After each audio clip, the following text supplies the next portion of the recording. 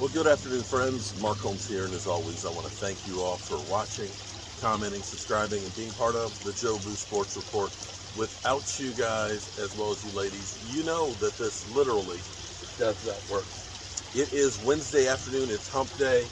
It's a day we're waiting for OTAs. You know, this is where we get teased a little bit about the possibility of our team. You know, we get a little taste, just a little taste to wet our whistle about our players and our prospects for the future. Sometimes we get surprised by some guys out of the gate. Sometimes we get disappointed by ones outside of the gate. Interesting thing is this time of the year is NFL silly season. You end up seeing all kinds of crazy stuff and ideas and so on. Because it's really not that much going on. So people want to have stuff to talk about. They want you to watch. They want you to read. They want you to interact with them and stuff, no matter how crazy it is. For example, Skip Bayless. Skip Bayless, can we say that he's a Philadelphia Eagle fan now? Because he's definitely on their bandwagon. Of course, he trusts Jalen Hurts more than he does Dak Prescott, you know. And I say, save that drama for your mama. We're getting all kinds of odds now for Defensive Player of the Year or how a team's going to finish up or so on. So an interesting one I was just reading just a few minutes ago was odds for Sam Williams. Sam Williams, our second round draft pick, a guy who maybe we'll look back later on and say the Cowboys got a bargain. If you are a Dallas Cowboy fan or somebody that really follows the Dallas Cowboys, the Cowboys, they're like a leopard that doesn't change their spot. What the Cowboys do is they seem to do better in the first round picks than anybody else. I mean, of course, there's occasional Taco Charlton and things like that, but for the most part, you look at Tyron Smith, Travis Frederick, Zach Martin, you look at those guys that they have drafted, Micah Parsons in the first round, and they have probably an 80% success rate. I mean, the only ones you can look at, you could say Taco Charlton, and you could say, cornerback. It's been so long, we traded up for him. Those are the two that you look at and say, yeah, those didn't really pan out for us. But from a Des Bryant, and like I said, Travis Frederick, Zach Martin, Micah Parsons, the Cowboys do really, really good with the first round. What they do with the second round is they feel like we've done a great job with the first round. We're going to gamble and hope that we can get a guy who's a first round type. And that's what they do. And that's where you see that they've taken chances on guys that may have an injury history, may have some off the field issues, some things that may have made their stock drop, but not perchance maybe their ability. Tristan Hill, it was not getting along with the coaches.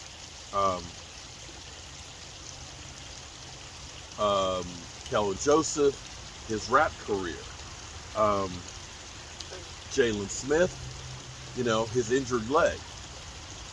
The Cowboys like to take risks in that second round because they hope that they get a great player. And that's where they did this year. Second round pick, Sam Williams. Sam Williams, that you have to look at, the guy is 6'4", 260 pounds, aggressive, and runs a 4.46. He is a guy on the edge that you look at and say, wow. Wow. I still say, wow. But had some off-the-field issues that put a question mark in some people's mind. I will say that Micah Parsons, our first-round pick last year, there were some character issues that people talked about going into the draft. And, of course, ESPN and things definitely were saying that, oh, here we go, typical Cowboys, getting those bad guys. I've made them wait long enough here. They're kind of like, yo, dude. It's almost comical because when I come over here, they'll be all over the pond, and they'll just come all running, and you'll see the big ones first. And there's a couple in there that are about this big. You see them because they don't swim as fast as the other ones because they've got, smaller fins, lagging behind. It's cute. But Sam Williams is one of those guys that the Cowboys took a flyer on, second round, and looked at it and said, he's got first round talent, but because of circumstances, fell in the draft right there for him. Ability-wise, he has the tools to be great. And he's got a 50-1 odds of being Defensive Rookie of the Year. Now, do we think that he's going to get it? I don't know. But you look at the circumstances of why you would make him one of those picks. First of all, if you're Vegas, you want to put a Cowboys player on there because America's team. You know they're going to put money on it because he's a Cowboy player. That's the first reason why you'd have those odds. Second thing, would he actually have a chance to be Defensive Rookie of the Year? I could say, a rookie Defensive Player of the Year. I would actually say because of circumstances, that could be a possibility. One, we know that this is a guy that Dan Quinn truly coveted. Dan Quinn said, I want that guy. I want him. So you look at what Dan Quinn has done in 1 year with, say, Diggs, and what he did with Micah Parsons, and he also did with guys like Jayron Kearse. Remember, Jayron Kearse before last year never had more than 56 tackles in his career, was basically a journeyman that nobody thought anything about. All of a sudden, he comes through and leads the Cowboys in tackles. Kind of amazing. And that's where coaching matters. So you look at saying you've got a talented individual, a guy who is big, 6'4", 260, runs very, very fast, has an aggressive nature with a very good defensive-minded coach. Okay, so those things say, okay, that's a good possibility. Then the next thing you look at is the circumstances that he's going to play on. Because the defense has a lot of players around it, you don't necessarily have to be the guy. See, when you're the guy that everybody has to worry about. You're the guy that all week we are circling and saying, we must stop this guy. That means the focal isn't on you as much as it is that guy. Circumstances. And so when you have Micah Parsons, who is a weapon that I can guarantee you, they're circling, they're Xing, they're highlighting, they're doing everything to say, find Micah Parsons. But he's not the only one. Because if you just say find Micah Parsons and leave D-Law alone, D-Law, who finally has an off-season where he's not getting surgery on something, and we've seen what happens with D-Law when he doesn't have surgery in the off-season. See, after his second year, he had an off-season where he had back surgery.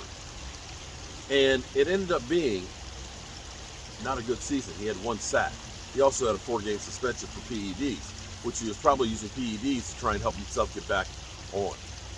But following that season, when the Cowboys basically said, we ain't got nobody, DeMarcus Lawrence, nobody thought was the guy, but became the guy because teams weren't thinking about him being the guy. He broke out with 14.5 sacks and was an MVP defensive candidate. And so, because DeMarcus Lawrence now, I'm going to put a correlation there, when DeMarcus Lawrence hasn't had back surgery or shoulder surgery and things like that, he's been pretty good on those seasons and will rebound. You have to worry about him. You have to worry about where's Micah Parsons.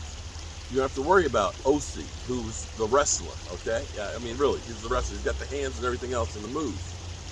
And then you got to worry about a Gallimore. You won't be able to solely focus on stopping Sam Williams. And that will make his numbers more gaudy because he is not the focal point. You follow me? So those are reasons why it could happen.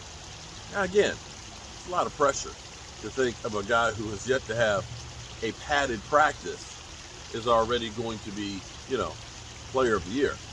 This time last year, people were guaranteeing pretty much that Trevor Lawrence was going to be the offensive player of the year. How'd that work out? Not real good. Did I say Trey Lance? I didn't say Trey Lance. I mean Trevor Lawrence. So that's where we are. And I am working on the plans to get to Texas. It's looking like the week of June 12th is when we're going to be there. And I'm still getting together all of the stuff.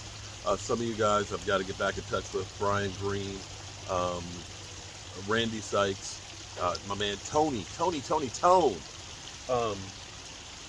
about planning and coordinating this stuff together. Also, too, look, there goes a chipmunk. Hey, chipmunk. Coordinating with all of you guys so we can get this thing together and do some good stuff for our buddy Stuart.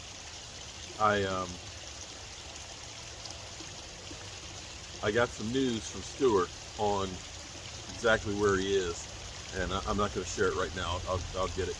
We may see if Stuart over the weekend on Sunday can actually get on the live stream, and maybe I'll have Stuart tell you guys exactly where he stands with what's going on. And with that being said, I got more work to do in here, and I appreciate each and every one of you guys as well as you ladies, and I hope you're having a great day. Peace.